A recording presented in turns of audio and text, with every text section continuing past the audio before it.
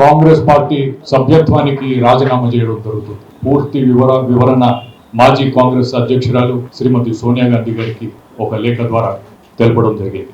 రోజు రోజుకి దిగజారుతున్నటువంటి పార్టీ పరిస్థితిని దృష్టిలో పెట్టుకొని ప్రత్యేకంగా ఈరోజు ఎప్పుడైతే కాంగ్రెస్ పార్టీ తెలంగాణ ప్రజల ఆశయాలను అనుగుణంగా ఈ ప్రభుత్వం చేసేదాన్ని సరైనటువంటి విధంగా అడ్డుకోలేకుండా పోయిన పరిస్థితిని గమనిస్తే బాధతో Congress party has failed the people of Telangana. అందుకనే తెలంగాణ ఫస్ట్ అనేటువంటి ఆలోచనతో ఈ నిర్ణయం తీసుకోవడం జరిగింది. ఎన్నికలు జరిగిన కొన్ని రోజులకే ఉత్తమ్ కుమార్ రెడ్డి గారిని పిసిసి అధ్యక్షుడిగా నియమించడం జరిగింది. రికార్డు స్థాయిలో 6 సంవత్సరాలకు పైగా ఏ రాష్ట్రంలో కూడా లేరనుకుంటాను పిసిసి అధ్యక్షుడిగా ఒకే వ్యక్తి. కానీ ఆయన వచ్చిన నాటి నుంచి అన్ని ఎన్నికలు ఓడిపోతూ వచ్చాం.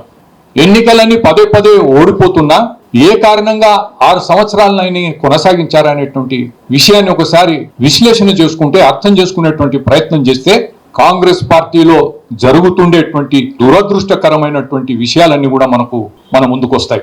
మాజీ మంత్రి మర్రి శశిధర్ రెడ్డి గారు కాంగ్రెస్ పార్టీని వదిలి బీజేపీ పార్టీలో చేరతానని స్వయంగా ప్రెస్ మీట్ పెట్టి ప్రకటించినప్పుడు ఎందుకు బీజేపీలో చేరుతున్నారో వారే స్వయంగా చెప్పడం జరిగింది. తెలంగాణ కొరకు తెలంగాణ ప్రజల కొరకే బీజేపీ పార్టీలో చేరుతున్నానని వారు ప్రకటించారు.